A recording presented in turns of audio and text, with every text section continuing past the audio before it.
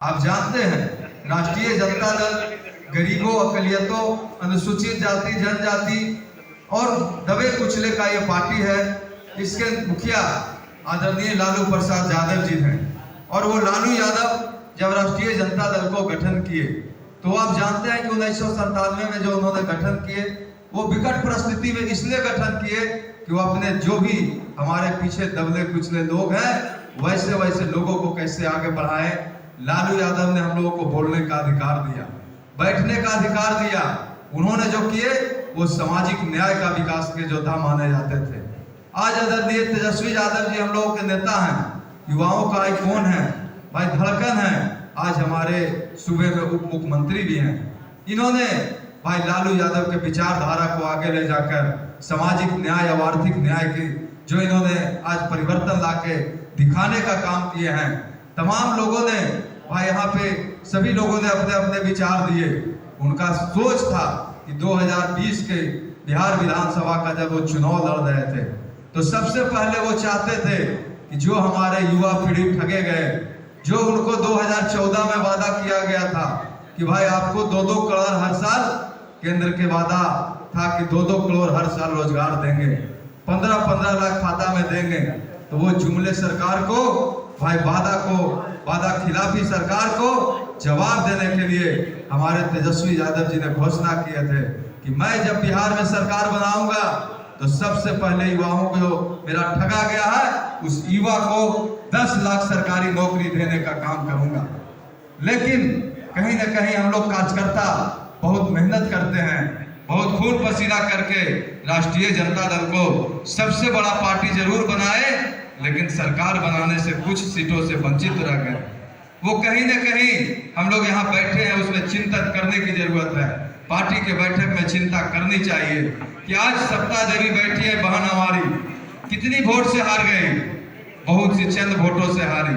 आज समता देवी हमारी एक विधायक होती तो 1 सीट बढ़ता और जिले से हमारा ऐसे ही अगर 5 सीट और 7 सीट मिलता तो आज हमारे मुख्यमंत्री तेजस्वी प्रसाद यादव जी होते।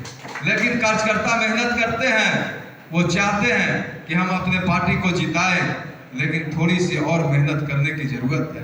क्योंकि हर बूथ पर यहाँ सुभाष भैया बोल रहे थे, ये सच्चाई है, बूथ को जीतिए तब आप पंचायत जीतिएगा, प्रखंड जीतिएगा, तब आप विधानसभा और लोकसभा जीतिएगा।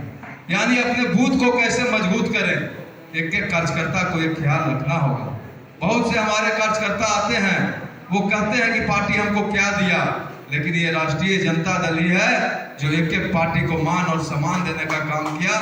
गरीब से लेके एक एक लोग कार्यकर्ता जो अभी बता रहे थे कि परवा देवी 20 साल से थी, परवा देवी को छोड़ दीजिए, सतीश दास जी कहाँ संघर्ष कर रहे थे, विनय यादव कहाँ संघर्ष किया। अरे मैंने पोली एजेंट का काम पार्टी के लिए किया। 2000 में मुझे याद है कि मेरे मंत्री शकील अहमद हमारे विधायक होते थे, 97 में मैट्रिक के एग्जाम दिए तो चाचा जी बोले तू ही पोली एजेंट रहना, तो मैंने पोली एजेंट कराने का काम करता था। पार्टी को सदस्यता अभियान जब मेरी उम्र हुई वोटर देने का, उस दिन से पार्टी का जब भी चुनाव होगा तो उस बूथ को कैसे लीड करना है उसके लिए पोली एजेंट के रूप में विनय कुमार रहता था। बाद में मुझे प्रखंडों में जगह मिली, फिर मैं यहाँ पे भाई युवा का भाई उपाध्यक्ष बना जिला में, और बाद में मैं सहकारिता प्रकोष्ठ का जिला अध्यक्ष बना। और पद मेरे लिए कभी कुछ नहीं रहा, लेकिन गुरुआ विधानसभा 2010 के बाद वहाँ कोई नेता नहीं थे, नेता विहीन हम लोग हो गए थे।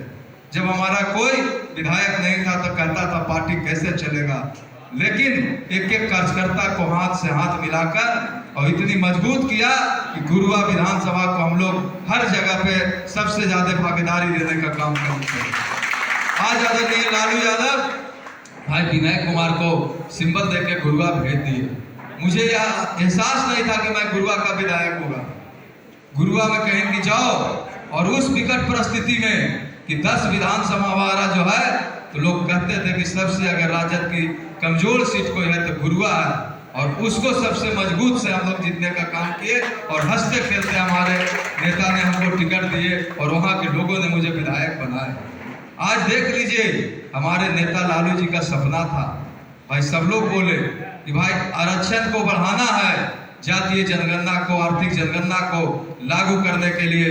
सही बात समता दीदी बोल रही थी। हम लोग उस गर्मी के पसीने में भाई हम लोग डाक बंगला चौराहा हर पसीना में पैदल मार्च किए थे। भाई गांधी मैदान के 5 नंबर गेट पे हम लोग दिन भर धूप में धरना किए थे।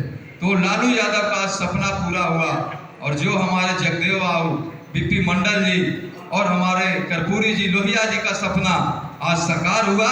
अब समझते हैं कि 27% आरक्षण लाने में बीपी मंडल जी के उस जमाने को पूछिएगा, यहाँ बैठे हमारे जो पुराने कार्यकर्ता हैं, खून पसीना लोग बढ़ाए कितने वहां पे आप देख रहे हैं कि हमारा जो एक कार्यकर्ता को उस समय बल लगा था, लालू यादव से लेकर एक लोग ये चाहते थे कि भाई बीपी साहब के आरक्षण लागू हो, लेकिन कुछ समंती ताकतों वहां बैठे थे, वो चाहते थे कि आरक्षण को लागू नहीं करें। कितनी संघर्ष हुई, कितनी खून पसीना बहा, लेकिन आज हमारे तेजस्वी यादव जी और हमारे मुख्यमंत्री नीतीश कुमार जी के नेतृत्व में कैसे हंसते खेलते आज आरक्षण भी कर दिए और जातीय जनगणना भी करा दिए। सही बात सतीश भाई बोले कि वो जाके हम लोग पूरा डेलीगेशन 9 को हमारे पार्टी गए, भाई केंद्र के लोगों को जनगणना कराइए। उन्होंने कहा कि ये मेरा काम नहीं है, नहीं कराएंगे, उन्होंने लौटा दिए। उसके बाद कहे अपने करा लो। जब हम लोग कराना शुरू किए हमारे नेता, तो उसको जाके सुप्रीम कोर्ट और हाई कोर्ट का चक्कर लगा दिए कि कैसे रुक जाए। लेकिन उसके बाद ये एक कार्यकर्ता का मनोबल था, एक कार्यकर्ता का मजबूती से जो आप लोगों ने काम किया था, और लालू यादव, तेजस्वी यादव के हाथ इतना मजबूत किए थे जनता और कार्यकर्ता ने कि उसको लागू कराने के लिए मुख्यमंत्री जी ने मिलकर गणना कराए और बिहार विधानसभा में प्रकाशित किए।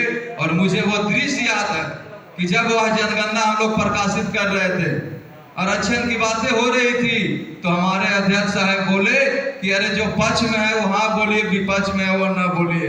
तो सबसे पहले वही कहता था अरे हम हुई हो। मतलब समझ जाइए, वो कोई लालू यादव में ताकत नहीं था, वो कोई तेजस्वी यादव में ताकत नहीं था, वो एक कार्यकर्ता में ताकत था कि आप लोगों ने ये दिखा देने का काम किए हैं और आप लोगों की आरक्षण वहां लागू हो गई। और इसकी बात को पंचायती राज प्रकोष्ठ के एक पदाधिकारी जाके गांव कस्बे में बताइए कि जो तेजस्वी यादव ने वादा किया। सरकार में हम लोग बोल रहे हैं कि 2 साल और 3 साल नहीं, सरकार हम लोग 2022 के अगस्त महीने में बनाए, और जब सरकार कैसे बना वह भी जानते हैं सब लोगों ने।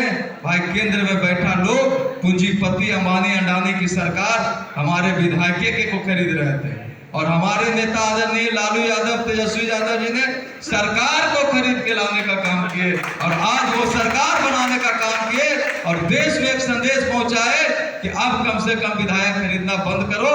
अगर तुम विधायक खरीदेगा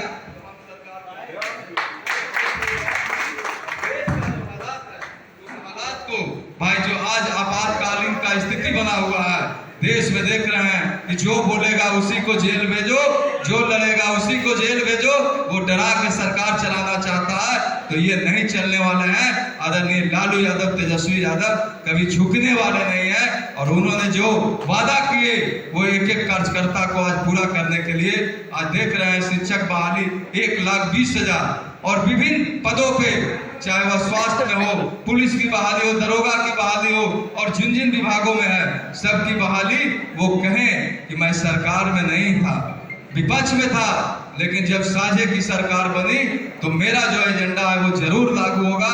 और मुख्यमंत्री जी को मना के और उन्होंने लागू किए, और आज गांधी मैदान पटना से उन्होंने ऐलान करवाए, मुख्यमंत्री जी घोषणा किए कि 10 लाख हमारे युवाओं का सरकारी नौकरी और 10 लाख का रोजगार, यानी कि पूरा 20 लाख की बात हुई। तो अब बहुत कुछ हो गया, बहुत कुछ हम लोगों को भाई लंबा विस्तार से हम लोग बोले। और आज का जो है मुख्य वक्ता हमारे केंद्र में बैठा लोग पूंजीपति अंबानी अडानी की सरकार हमारे विधायक को खरीद रहे थे, और हमारे नेता आदरणीय लालू यादव, तेजस्वी यादव जी ने सरकार को खरीद के लाने का काम किए, और आज वो सरकार बनाने का काम किए, और देश में एक संदेश पहुंचाए कि अब कम से कम विधायक खरीदना बंद करो। अगर तुम विधायक खरीदेगा